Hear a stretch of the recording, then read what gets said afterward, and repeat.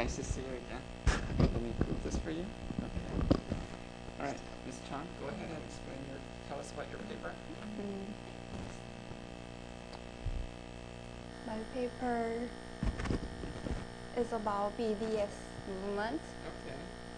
And I want to focus on the BDS movement is effective to change Israel's government. Okay. And as an example, I explain Soda Stream incident and EDCF boycotting in Korea. Okay.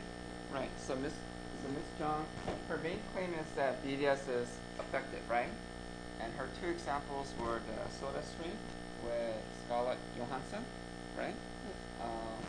So the BDS movement pressured the Soda Stream to close their factory in the West Bank. And the second example is what? The second example is a bunch of Korean filmmakers, right? Yes. Yes. What did they do? They EDCF is Korean Documentary Film Festival. Okay. And some movie makers boycott this festival because EDCF had a plan to hold Israel movie conference sponsored by Israel Embassy in South Korea. Okay. Did you hear Ms. Jung? So has anyone heard of EBS? Okay, well Koreans you know, right? This is called an Educational Broadcasting System, EBS. Why is EBS famous in Korea? Because many people learn what from EBS? What? Right, they learn about Suno, which is a college SAT. And also they learn, you're supposed to learn a lot of English. Okay? So their brilliant English mostly comes from EBS. Thank you, EBS. Thank you. But EBS sponsored this documentary film festival, and they invited Israel. And so many Korean filmmakers said, I'm going to boycott. Okay? And so those were examples of effectiveness. Okay? And so my critique, my feedback to you is that, how do you define what? How do you define effectiveness, right? Okay? So if you define effectiveness in terms of getting people to boycott Israel, okay? Then the BDS campaign is becoming more and more effective, right? Because more and more people, including Korean filmmakers, are boycotting Israel. But the main question is, but what is the end result? Okay? Because to be truly effective, you want this BDS movement to what? To be truly effective, what should be the end goal? What should be the real 결과? To end Israel's destruction. Yeah, destruction, or just change Israeli policies, to the Palestinians, right? So the end goal is not that we're not drinking soda stream, or that we're not watching Israeli movies. Okay, that's not the end goal, right? The end goal is we want real substantial changes in Israeli policies to the Palestinians. Okay, and so the question to you and maybe the audience is, are you seeing those real changes? Do you see? Do you see changes in government policy, which is to make them more pro-Palestinian? There were no outstanding results, Okay. but it is possible for Prime Minister Netanyahu to change his attitude because he felt some crisis from this movement. Right. Sure. But that's potentially. Okay. Anyway, so in order to so I gave you some feedback. If you want to write a better paper, I said good discussions and references. But again, you always want links to past readings. Okay. Show me that you did the readings. You can make links. And two, address the strongest counter argument. Okay. So what is the strongest counter argument that BDS would not work? Okay. The counter argument argument is what? Remember, what did E and Philip say? The article that you read. Did you read the article? Yes. What did they say? Did they say BDS will work? Right now? No. If BDS is effective and secure interpersonal security and trust. Right. The BDS is necessary. Right. So Ian Phillips made a claim that sanctions would not work unless Israel feels secure, unless Israel feels they can trust the Palestinians. And so there was and we argue that that is a true lesson from South Africa. Okay. And so you have to address the counter argument. Okay. So you have to say that can sanctions work even without security and trust? Do you think? Okay. What do you think? Do you think it still work without security and trust? Or we need to, build security and trust first?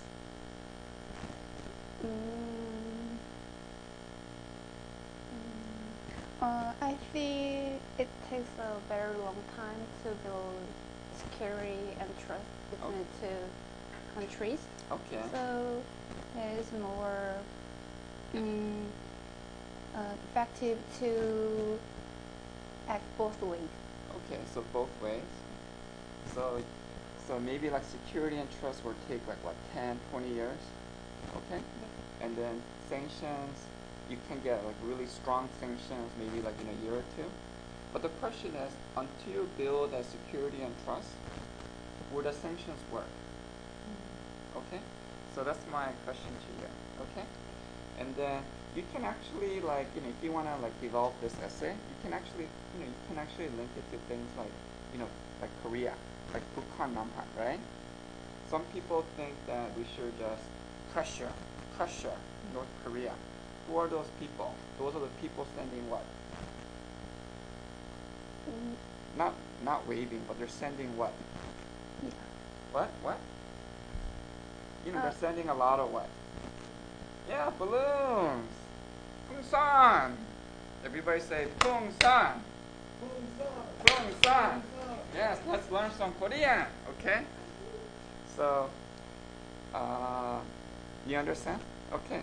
So some people think the way to change North Korea is to attack North Korea, attack the leadership, right? Attack the government.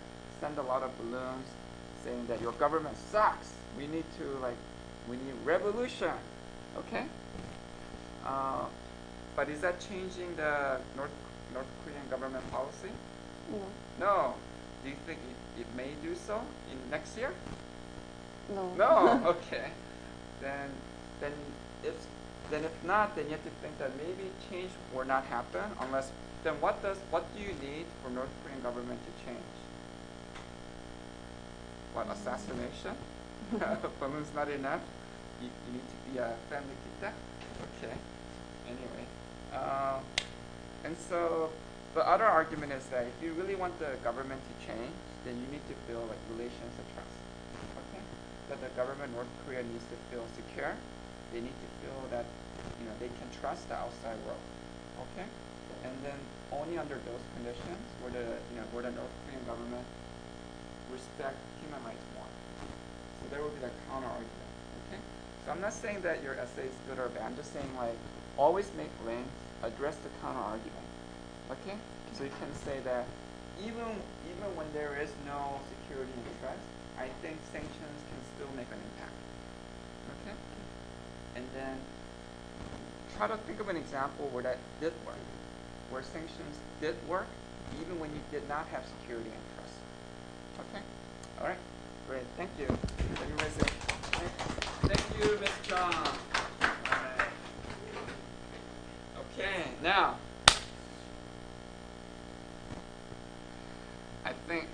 I'm hoping that all of you did the readings and homework. Okay? And your homework was to read two news articles. I think at least one person did. Emily, come on up. Woo! This class is right. Yes. Okay. Oh, okay. I have the other one too. It's not as no, but this was really good. And then okay. Yeah, I know. Okay, we'll do both. Okay. All right.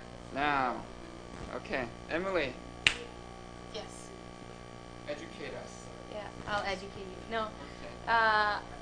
I haven't wrote essays. I've just wrote two, like, pretty long summaries for both art classes, because I think this issue is really interesting, and I've been really active in Sweden in those kind of issues, so I know a lot about it. That's why I think it's so interesting.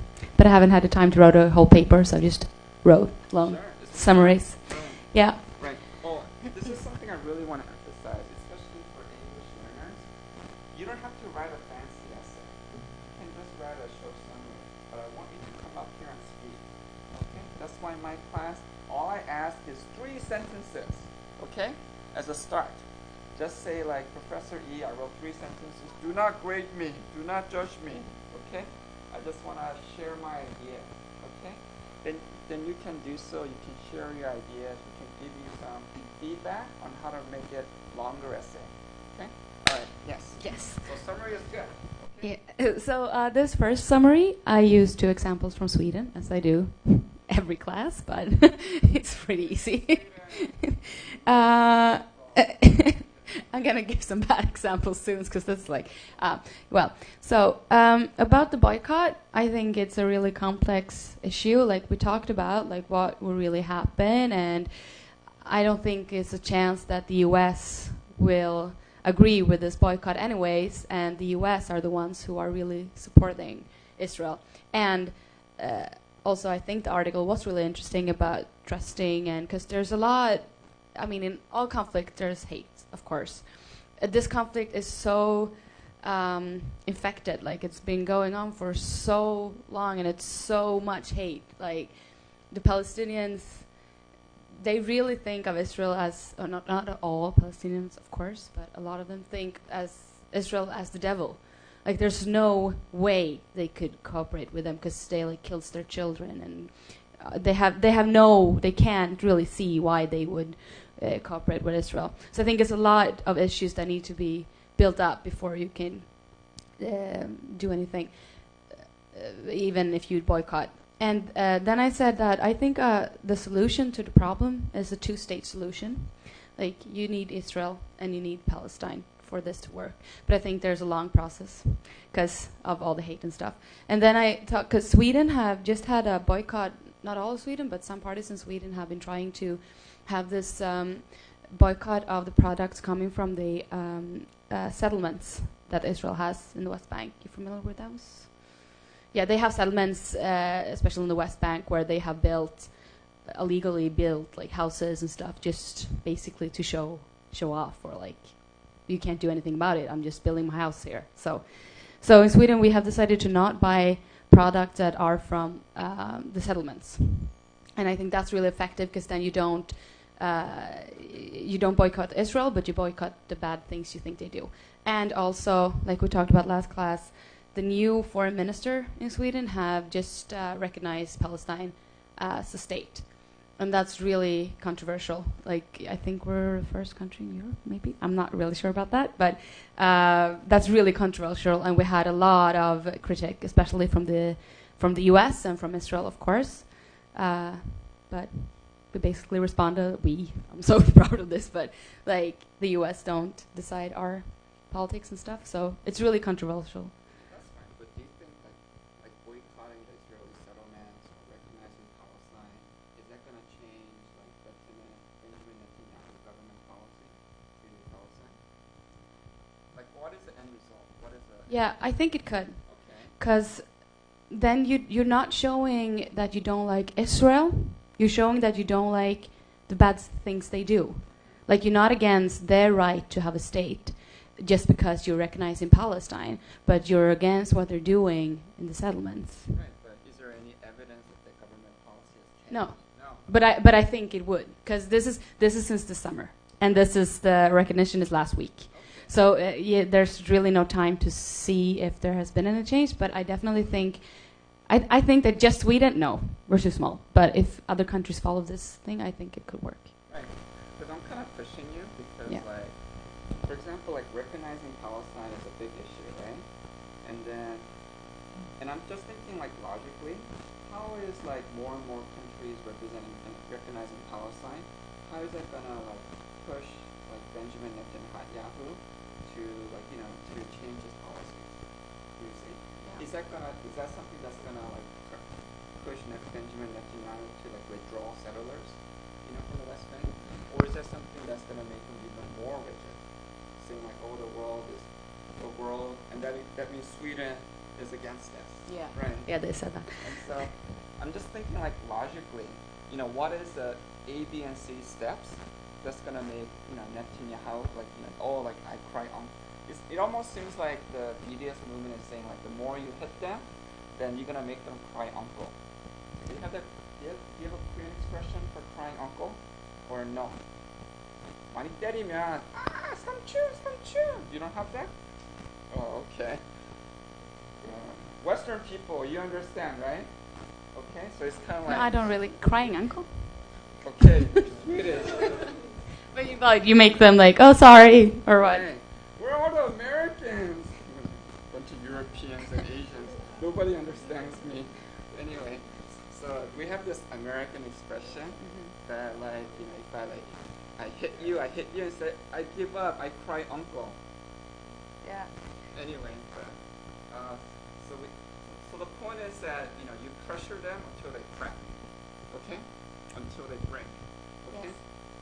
So I think that is a dominant theory behind DES, okay? But the reason why I wrote the paper is that if you look at South Africa, again, like the white government did not crack.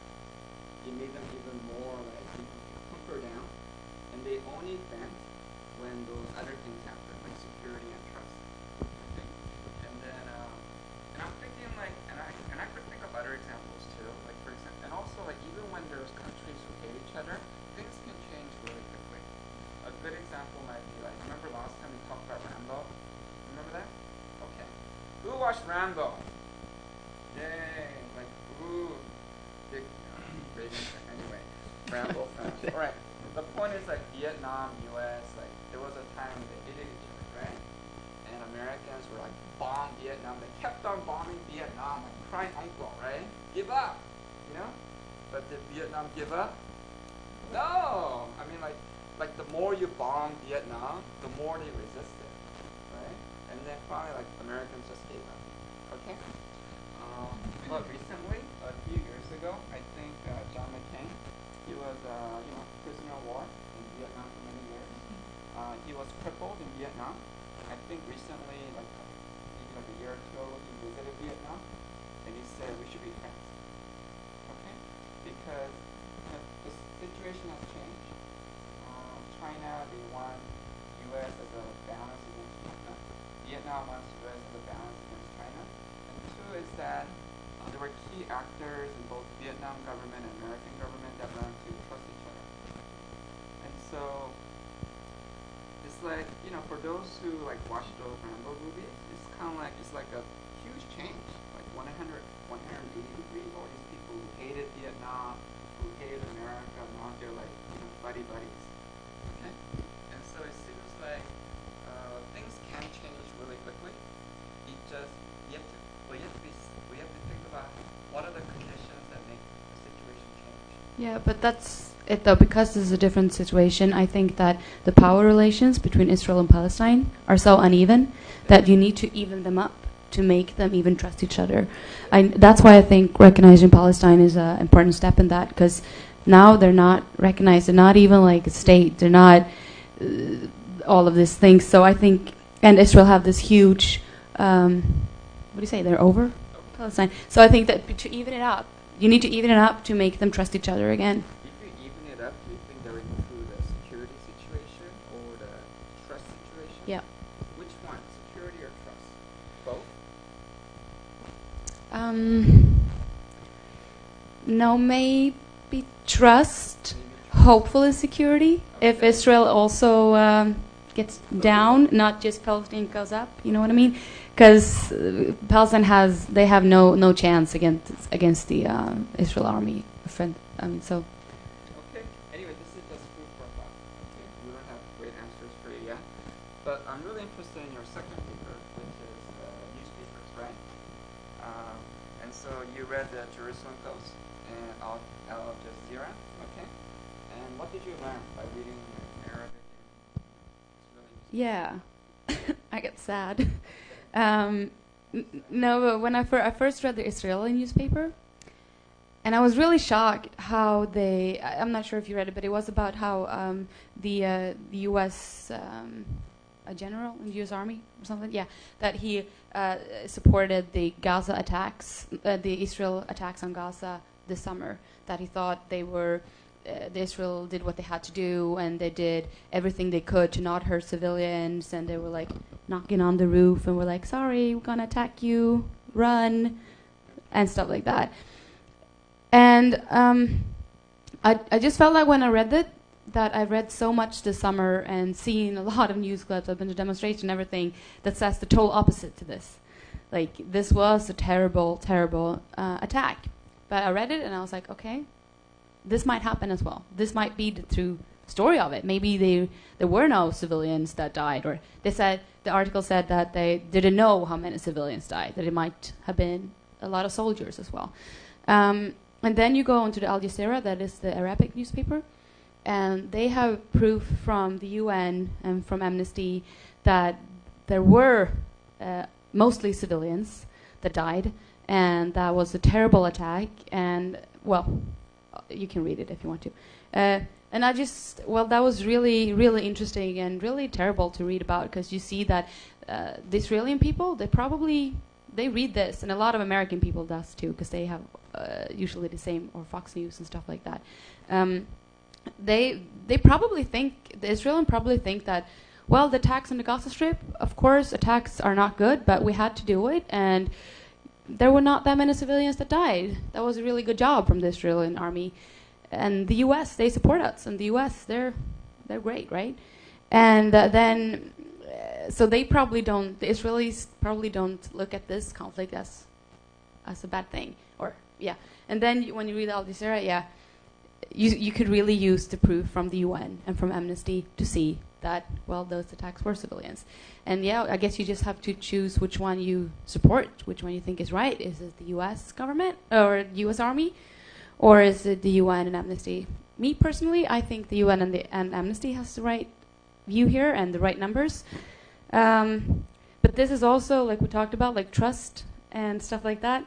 Because if you don't see it, if you just read from the Palestine side about all this death on just civilians and kids, there's a lot. I don't know if you, but all of my Facebook during the summer was filled of like pictures of dead children, basically. And that's real. I didn't write about that, but that's a really powerful image. And of course, that makes you hate the ones who killed the children. Like, of course. But it also, you don't have any understanding at all. And likewise, both sides. So I think for this trust thing to work, you need to work on your newspapers, on your media. Right, you need to really understand the other. Yeah. I wanted to build on that. Okay, everybody say, thank you, Emily. Thank you. All right. Okay.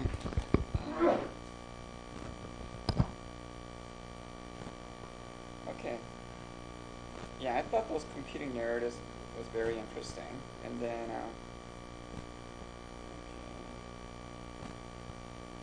what's taking this so long? Okay. Anyway, so I was reading the newspapers myself yesterday, and I thought it was kind of ironic because right now there's a big conflict in Jerusalem over the Temple Mount. There's this holy temple which is sacred to both Jewish and Muslims, and some Jewish activists were trying to push for more Jewish access, less Muslim access. So this led to this huge battles, well, just like protests and different things. Anyway, so I thought it was interesting because both newspapers from both countries emphasize children, toddlers. Okay, and then if you look at from the J Post, it talks about how the border police, there was a terrorist attack against Israeli police in Jerusalem, and so the newspapers emphasize how, just because of this terrorist act, basically, a father died, okay, leaving behind a wife, and a toddler son. Okay, and so they had these pictures of these baby and father, and oh, look at that, right? Okay, so it's a very sad scene.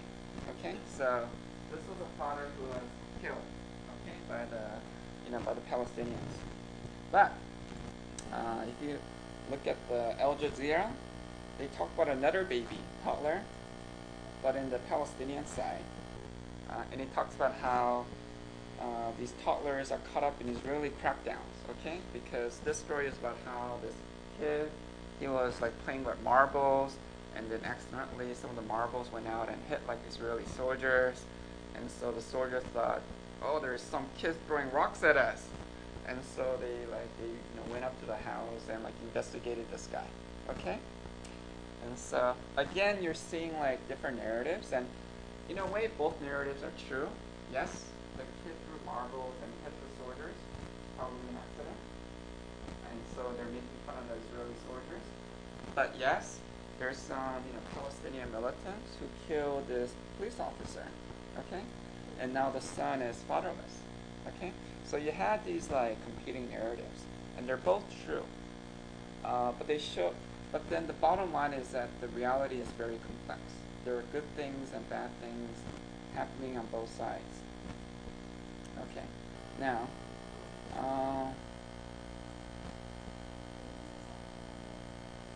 okay, sure. Okay, so Emily, want to say something? Just about how you see things, like if you read the Jerusalem Post, I'm not sure, but I don't think they said the attacks on Gaza as much. They more said about the war on, oh God, Hamas. Yeah, so they didn't address the issue as attack on Gaza. They said the war against Hamas, but which is true as well. And the Palestine, they don't say the war against Hamas. They say the attacks on Gaza. Just a thought, like how you address the problem. Do you see the different wording? So the Israeli newspapers focus on the war against Hamas, the terrorist group, whereas the Arab newspapers focus on the Israeli attack against the people of Gaza. Okay, so again, like different ways to interpret reality.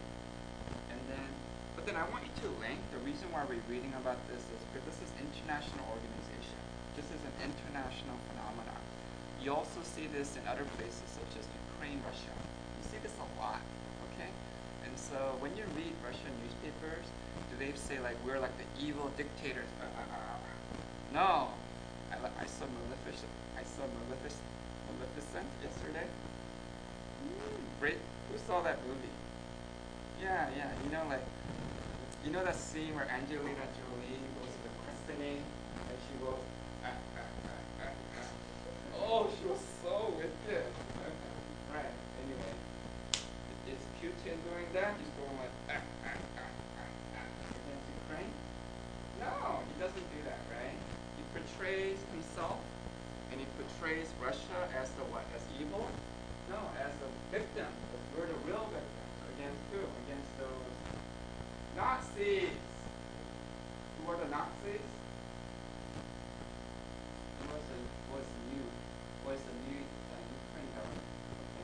But from their perspective, it was a bunch of Nazi or Nazi-oriented protesters who overthrew the legitimate government, okay, and installed their own government that is anti-Russian. Because actually, it has roots in history. There were groups in Ukraine who actually allied with the Nazis in World War II, and they fought against the Russians. And Russia still remains. So anybody in Ukraine who fights against the Russians, there's this, they have this suspicion that they're tied to the Nazis, or at least the Nazi ideology. So from the Russian perspective, we're fighting because we're victims here. Okay, so just like Israel, right? And then obviously Ukraine feels that they're victims. So in a way, it's like Ukraine's like the Palestinian, Russia's like Israel. Okay, and then same thing with Korea and Japan. Okay, that's one. I think that's one lesson. Another lesson is that you didn't have a lot of time, so I only asked you to read one Israeli newspaper. But if you do have time later, I want you to read more because actually Israel is a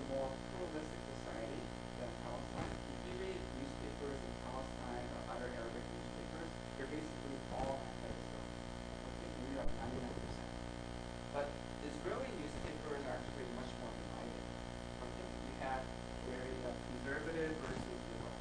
Okay? And many liberal newspapers are actually very sympathetic to the Palestinians. So Israel is actually much closer to Japan, where you have liberals and conservatives, liberal and conservative politicians and newspapers, and the liberal politicians and newspapers in Israel, they always try to work with a moderate Palestinian. They always visit Abbas. Okay? And there was a time in 1999, 2000, when the liberal leader, the labor leader, Adrian Barak, he actually made a peace offering to the Palestinians, to Yasser Arafat, saying that I will give you 80 or 90% of West Bank. Okay? So he made a most politically generous offer he could as an Israeli leader. Right? But then what happened to the offer? Was it accepted? No, it was rejected by Yasser Arafat, by the Palestinians, because he wanted 100. They felt that 80, 90% is not enough. We want 100%. Okay? And so I don't know. And so because he rejected the 90% offer, it's basically being down low ever since. Okay? Whereas in the South Africa case, both sides were willing to negotiate. Instead of that 100% communist revolution, which was the original goal of the ANC, but the ANC compromised. Said, okay, we're not going to have a communist revolution. We will respect the property of the white people. Okay? As long as you give some more resources to black people. So at least they were willing to compromise at 80 or 90%. Okay? But in the Palestinian case, it was no. And so because of this, refusal to compromise, lack of trust, basically they don't want that. Okay? So I think there's one lesson that Israel is much more pluralist, but even the liberals, they need partners they can trust on the other side to make it work. Okay, and also the second key lesson is I wanted to tie this to this email that I sent you. Okay, who read my emails every day? Woo! You got nothing else to do. All right. Okay, but all you hip people who don't read Professor Lee's email, start reading that. And number two, I got this great. There's an essay contest. Okay, it's called. Let me click this for you. I stole this from Yonsei. They shouldn't get all the good links. Okay. All right. There is a thesis competition on Korea, China, Japan trilateral cooperation. This is for all undergrad or grad students. Okay. And basically, you write an essay about how can we foster understanding and cooperation. And you can apply. And if you win, you get 3 million won. $3,000. That's a grand prize, or 3 million, 2 million, or 1 million. Okay. So you have to write this in English. And then it looks really good for specs. Okay. And so they advertise this for Yonsei students, but also want Hanyang students to participate. Okay. And maybe win. And so I think the deadline is November 20th. Okay. You have to apply between November 14th to 20th. You got 1 week to apply. Okay, to submit the application. And so you can think about, I'm taking this class. What are some lessons?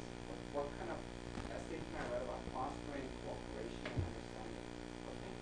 Maybe one simple essay can be what? That probably the simplest way to foster mutual understanding and cooperation is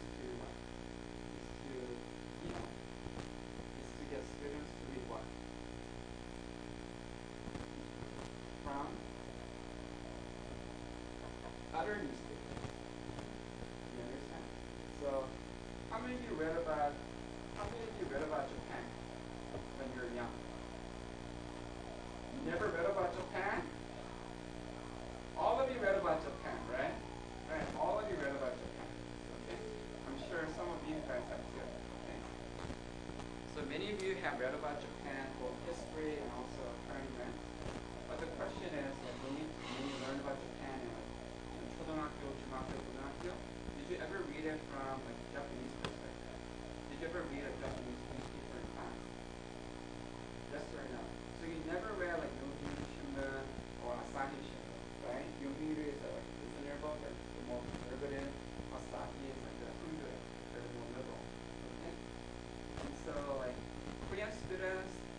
learn so many things about Japan, but they never learn it from the Japanese perspective.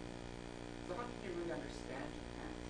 You cannot even ever read one newspaper. Okay? And so like starting next week or so, I'm encouraging you while we're reading the comfort movement to read Japanese newspapers. Either the Yomiuri or the Asahi. Okay? Asahi is a liberal newspaper. So you might want to see what is the liberal perspective, okay, on this whole Greater Japan comfort movement issue. And so, and so try to think of creative essays you can write, such as like just asking students, getting the teachers to ask their students to read newspapers from the other side. That might be the simplest thing. You can actually apply this in the English classes because all the major newspapers, including Asahi and Yomiuri, they all have English language editions. Okay, all right. Let's do that. Okay. Nobody else sent me an essay, right? Okay, so now it's Friday, so we're gonna break up into teams. Who was absent on Tuesday? Don't be absent. Oh, we missed you so much. All right. Now, okay. For those who are absent, we have sign-up sheets to be a discussant. Everybody has to sign up at least once. Okay. If you're learning English, you can sign up every week if you want. Okay. So please sign up. Pick a week. So basically, this week was Israel-Palestine, and then we're going to spend a whole month reading the Comfort Women. Who bought the book? 1, 2, 3. Okay. Bonus points. I love you. Okay.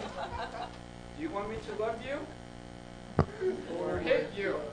You want the love or no love? You want love from me? Just say yes. Yes. Okay, then you're going to buy the book today. Okay, right? Yes, right. The Ajusi is waiting. Okay? So don't make the Ajusi sad. Today's homework we're discussing like Israel versus Palestine, right? So I asked you to read one Israeli newspaper and one Arabic newspaper. 아직도 하지 않았으면, if you haven't done it, then do so like today or tonight, and then that just give me a late summary on Tuesday. But it's very important to do the homework, to read the syllabus or read my email and do the homework, so we can have like a good discussion, okay? And so. What were we going to discuss, what element between Israel and Palestine? Well, I first wanted to, like, for those who did do the homework, I wanted to see, like, just, your comments. What did you learn? Okay? Yes. Oh, I'm reading every day. Oh, okay. And so, I guess the main homework lesson is to read it from both sides. Okay? And so, actually, let's first talk about the Israel-Palestine, and then you can talk about, other conflicts. Basically, the stories that you did read. What did you learn from reading the newspapers? What was the newspaper articles about? From the Israeli side, what did they say? First, I read Al Jazeera, the Arab newspaper, Okay. and they say I can't remember the name of the mosque, and some mosque in mosque in Jerusalem. Israel people who was guarded by Israel policemen, and they shoot the Palestine people and Jordan people. Okay. Yeah, and Al Jazeera, the newspaper, say that's not good, and say UN Security Council to help them. Yeah, and the Israel newspaper says about the kindergarten, which is need the military guard. to take their children to kindergarten because the Arab men and children always threw them Israel people through the rocks every day, so they need guard. And the teacher of kindergarten says that's Jerusalem. Yeah. So what is that's summary, right? So what is the lesson? I thought the Arab people and Israel people are insane. Same situation. Yeah, they both attack each other, and both are in suffer. Right. But I think the interesting thing is like when they so both newspapers talk a lot about suffering, but they usually talk about who's suffering. Yeah. My suffering, right? Their own suffering, right? So like they focus on like the kindergarten, right?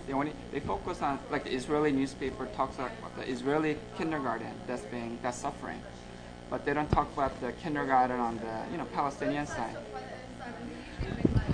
They usually bring women and children into it because the minute you have women and children and you have a picture of a baby that's got his head blown off or whatever, it's emotional and it speaks volumes. So when both sides do it, but you're right, they don't talk about the other side, but both sides attack. The only difference between Israel and Palestine in that sense, apart from their ideology, is that Israel, their militant force and their allies are a lot stronger than what Palestine supposedly has. They don't have that. So like, if Israel was to attack Palestine, it would be an attack and they would have an impact on them. So they say for example, they say that they warn they warn Palestinians when they're going to attack, and they give them 60 seconds to evacuate the building. Okay. More than that. But if you've seen the videos, like there's the mainstream media doesn't cover it. So a lot of the time you have people that have like recorded it on their phones or just whatever, and it's sad because the BBC did a news sort of show thing on it recently. And it's like the only one that's kind of shown it from Palestine's point of view, whereas normally it's just they show it from Israel's point of view because the West obviously back up Israel and there's nobody to back up Palestine. So if Palestine was to attack, because Israel's got like the anti kind of shield, so even if Palestine was to attack, it doesn't make an impact. So I'm not saying Palestine doesn't attack, they do attack, but it doesn't have an effect because they don't. It has a smaller effect than it does have an effect. People do die, but it has a much smaller effect because if you look at, so when Emily was talking about the like bringing it up, so it made a lot of sense because if you kind of brought Palestine up a little bit or whatever, in terms of trust, if they're secured better, I think they'd be able to trust because in an international arena, everyone's like it's a realist kind of.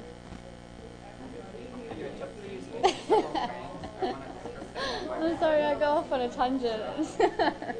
Right now, Israel has strong defense. Okay, Yeah. They can shoot down most of the missiles from the Palestinian side. Okay, and so because of that, there is kind of inequality. Yeah. Israel is on It's top. like it's not a fair Palestinians on fight. the bottom, right? But let's say you made it a fair fight. Yes, So but Palestinians have better rockets. no, not rocket, better defense. So They both need have a better stronger defense. Yes, not a stronger attack necessarily, a stronger defense, which I guess is a means of attack. But hopefully, if Palestine were to have a better defense, then if that situation was to improve, then their communication would hopefully improve, and they can maybe. I don't think it's going to ever happen, but it would be good if they could kind of just get along and just live in coexistence. Like, if Russia and America could do it, then surely those two can one day. Like. But then the other positions change. Yeah. Because I'm just thinking like, that sounds good in theory, but how would you improve Palestinian defense? Does it mean... It's allies. So like when, for example, Sweden have recognized Palestine, if other states do that, especially states on the west, were to do that, then it sets an example for other countries to do the same. So kind of Israel kind of have no choice but to kind of accept it too. They can't carry on ignoring and say Palestine doesn't exist when other countries accept. But you know, like Israel, they didn't attack Muslim bombs, right? Okay. They were attacking Hamas. But Hamas is made by the West. But the point is that they're, from their point of view, like we're attacking Hamas, we want to attack Hamas. Yeah. Then, because this is such a densely populated area, Yeah. many civilian casualties. But that's a lame excuse because. But I'm just saying, like, But I think that but how can you include Palestinian defense? it's its allies. I But think. then, how do you deal with the Hamas problem? Because the West is seen as strong, right? So the West are backing up Israel. So if the West were to force a mediation between the two, or force not back up Palestine, but then not kind of back up Israel either, because Israel gets everything from a lot of the stuff from the West. So if they were to calm down on that side, then do you see what I mean? That's fine. But I guess Israel would say, like, if you recognize Palestine and make Palestine stronger, can you at least give us a guarantee that they can also control Hamas?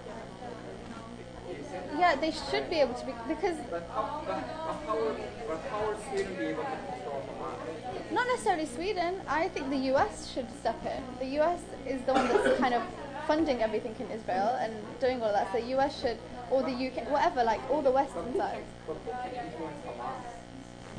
If you can't, but if you have both sides that can kind of defend themselves, then Israel wouldn't. If Israel and Palestine kind of mediated, then they can work together to drive out Hamas. They don't have to attack. What theory is that? Where you need I have strong no defense? idea. It's strong defense is realist Yeah, theory. exactly. Realism, balance of power, right? And so in a way, like you and Emily, in a way, you're thinking like a realist. That the only way. But to achieve kind of liberal means, like, do you see what I mean?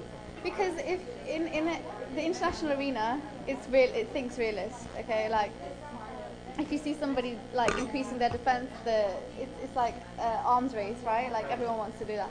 So in that sense, like, yes, realist, you can't avoid it. It's there. It has to be there. But Palestine doesn't have that at the moment. Like, it doesn't even have its own state. It's not recognized yet. So that's one step. To recognize is one step. To understand it would be another. And then hopefully it can lead to more liberal means, if that makes sense. I know in theory it's quite far-fetched and it's not really realistic, but you have to let it just happen, and just because when they say that, oh, we're trying to drive out Hamas and stuff, these children are not Hamas. Do you know what I mean? So it's a bit, yeah. And I think it's important who the state's allies are. Anyway, it's a complicated issue. Very. So like the paper, did you read the media's paper? Okay. I was a naughty child, sorry. What did you say? I was naughty. Be good. That's why did anyone read the paper that I wrote? You read it? Okay. Read the paper, the required paper. Okay. Did you read it? Yeah. Did you read it? Read the paper. This is being recorded. I want students to be proud. Anyway, they might choose our class or not. They're gonna choose the best Hanyang classes for It's intern. interesting. I hope they choose those. Yes, I hope they select our class, but we'll see. They might think like, the students, they don't really need the readings. Anyway, that's why in the paper that I wrote that you read, I don't. Yeah. So it's gonna be published next year, okay? And so it's for the American Political Science Association. Okay. And then I don't address security because that's such a complicated issue. I just say, like, the lesson from South Africa is that, for sanctions to make a big impact, it has to happen in conjunction with security and trust. Okay? And so, for example, like North Korea, South Korea, instead of just, throwing a lot of balloons and making the people hate Kim Jong-un, we need to build schools and universities and wells to build relations of trust between the people, the government officials, and outsiders. And so when you have more trust, then negotiations are better. Okay. When you say you have trust like that, it's good to obviously build schools and because you're educating the people and stuff. But to have that, that's on the inside of the state, right? So on the outside of the state, like, that's like on the inside, so that's like domestic, right? But what about on the outside, like on an international basis? Well, because the people building the schools, those are all outsiders. Those are like Christian missionaries. And the point is that they want to kind of build like trust at a grassroots level.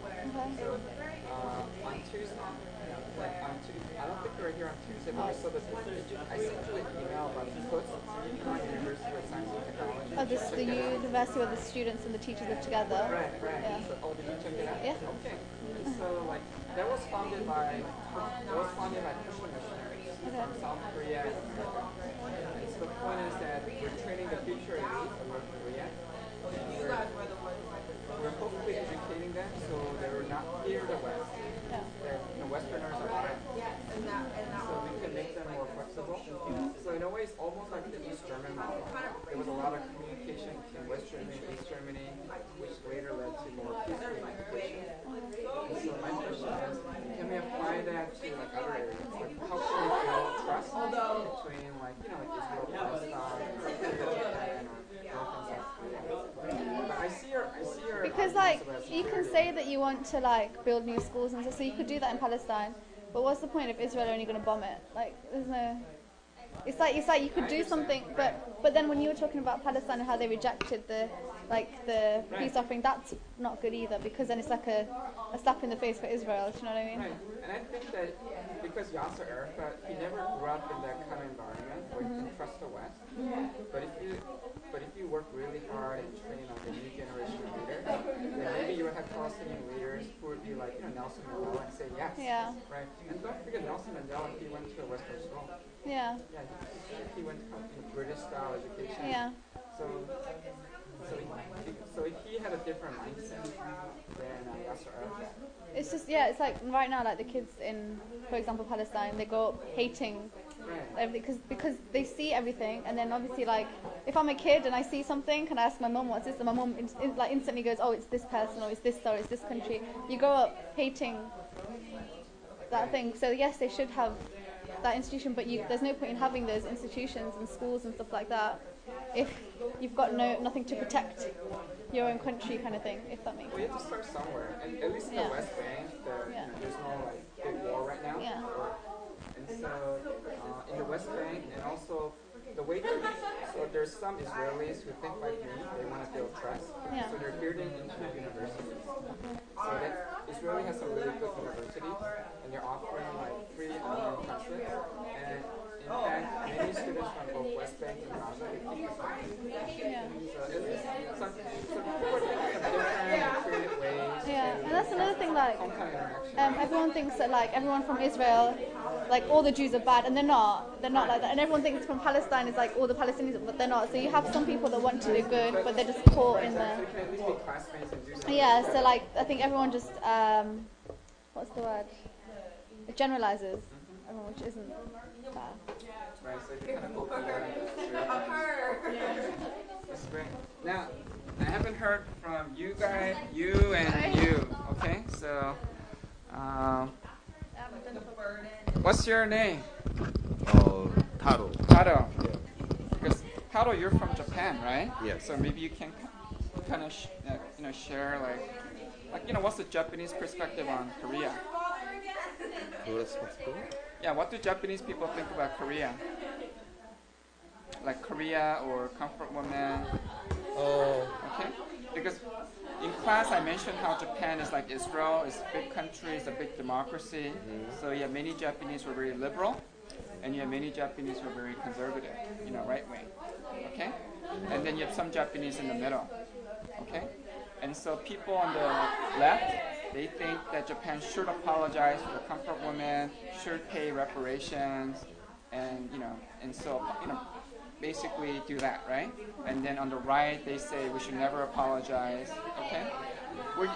What do you think? Are you more on the left, the middle, or the conservative side? Do you think Japan should apologize? Yeah. Yeah? Why? Why? Uh-huh.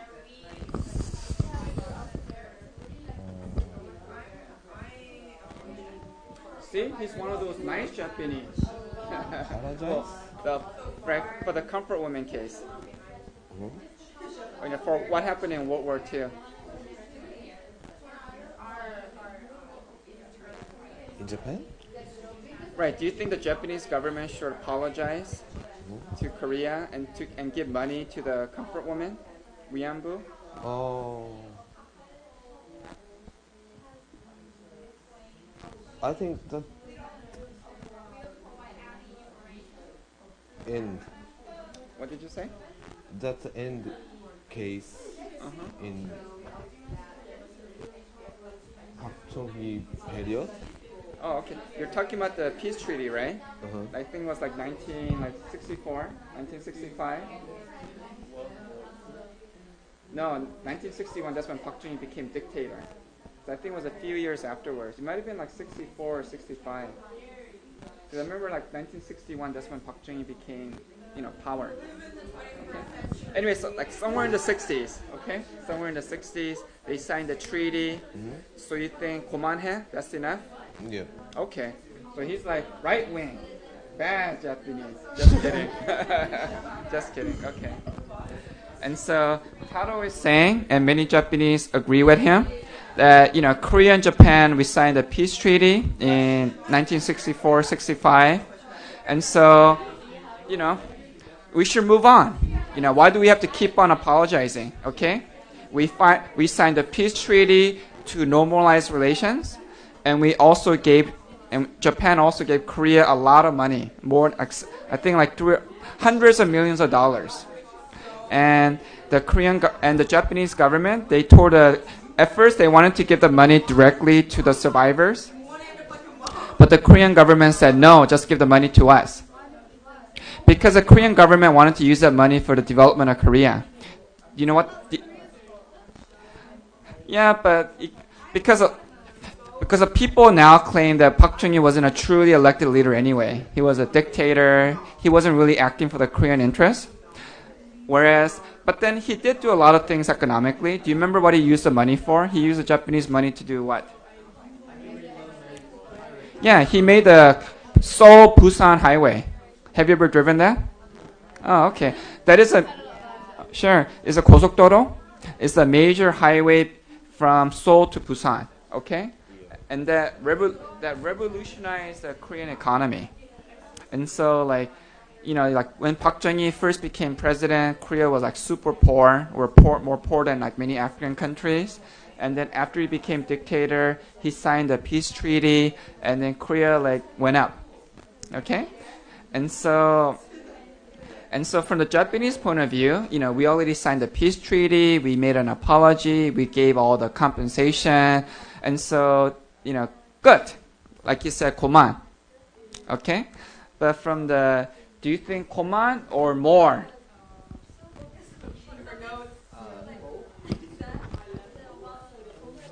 But Japan officially apologized about comfort women and pest problems. Yeah, right. In 1993. Yeah. But in Japan, there are many debates about that konodama. It is kind of apologizing comfort women and pest problems. Many right wings condemn them, and now Abe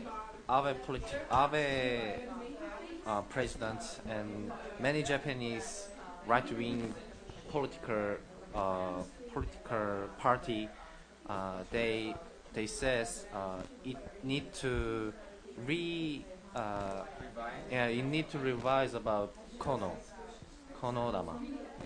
So I think it is a very controversial issue, and the apologizing was not all countries recognize. That it is not all countries recognize. Did you hear what he said? No, the Kono statement, 1993.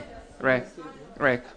Kono, he was he apologized. He made an official apology to the comfort woman in 1993. And then some people think, koman. But then, Mr. What's your name? Mr. Lee is saying that many Japanese politicians, they want to revise the Kono statement because they think they found new evidence that the comfort woman issue was, the evidence that supported the Kono statement was flawed. Okay, so we're gonna read more about this later, but because one of the evidence was that like this one Japanese soldier claimed that he kidnapped many like Korean women in Jeju Island, okay, and later they found out that his evidence was false, and so this led to a big scandal, because Asahi newspaper, Asahi Shimbun, the liberal newspaper, published his statement, and then the newspaper had to later retract it. The big problem is the Japanese right-wing politicians, they are not informed about past problems. So I think it's a very big problem. Right. But from another point of view, you can just say like, they already, I don't know, I guess one way to think about it is like, that's like domestic politics. Just forget about it. Just move on. Politicians are always arguing back and forth. But it seems like, Koreans are so obsessed about what Japanese politicians say. Anyway, that can be one counter argument. But anyway, this is a very interesting issue. So it's good to get different perspectives. Do you have any thoughts? Ideas? Moving on or apology? All I can say is like since I've been in Korea, Okay. some Korean people, like when you talk about Japan, it's like negatives straight away. They've never been to Japan. They probably don't like. It's just what they've had. So it's like the same thing. Like they can't hold a grudge against someone for what's happened in the past because no countries would get along. Everyone's got problems with some countries. Everyone, even though it's like an ongoing big situation, I think just educating yourself would be quite good. Cause Do you see that? Do you see that like in England or India or Pakistan? yeah, in India people don't like the West because they feel like the West took everything from them. And some say, yeah, that happened, but some people are like, it's done now, you can't undo it, so the only thing you can do is move forward. And in England, you see it, but it's not as deep. So you see it not really about England, you see it about other countries. So like Israel and Palestine, or what's going on there, or what's going on there. So you see it more. But you see it more strongly in India. People have hold a real grudge. Yeah, in India, like you go to India, and because there's a big difference between the rich and the poor are really poor, and they blame the West for what happened and like the colonization. They blame all of that, and I think it's not all of the West's fault because the West kind of did whatever they did, but then they also helped to rebuild and reconstruct and stuff like that. And now they're on a bit where they kind of have a good communication link, so it's not so bad. I think sometimes people do need to get over, because you can't undo it. If it's happened, you can't really undo it, and holding a grudge isn't going to do anything. So, in that sense. But it's a big topic, I guess. Okay, so she says, move on, or not move on.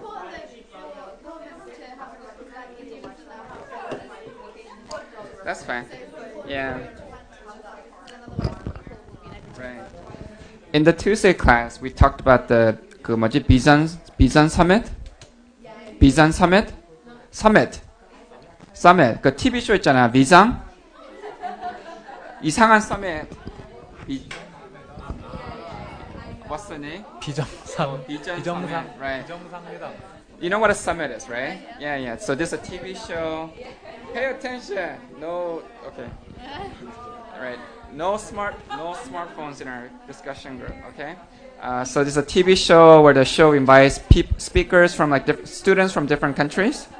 And then one day, I think a few weeks ago, they invited like students from like Japan. And when they invite people from other countries, they always play the national anthem.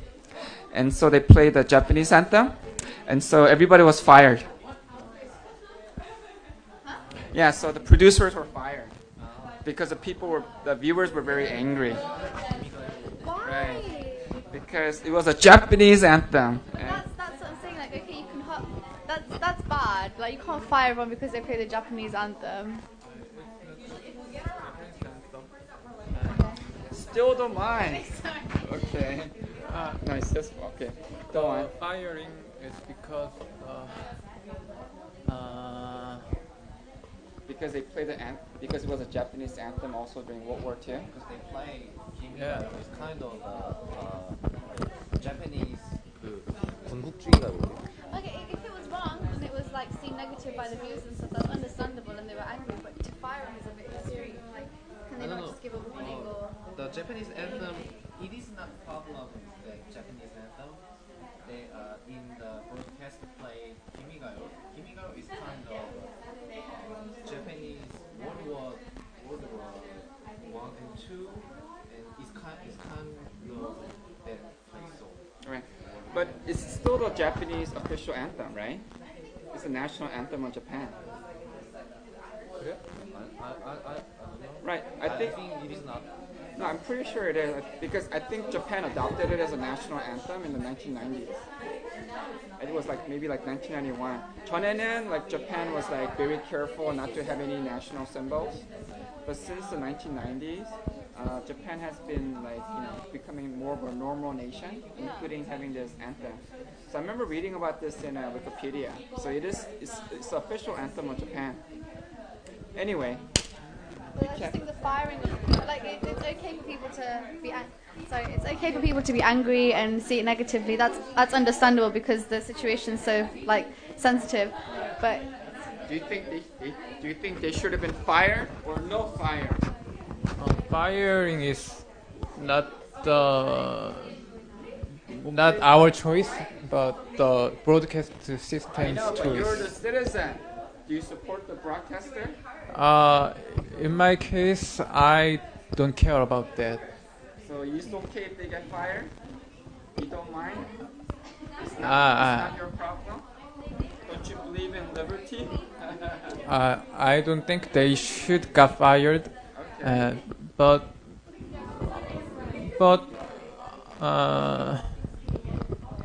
as I know,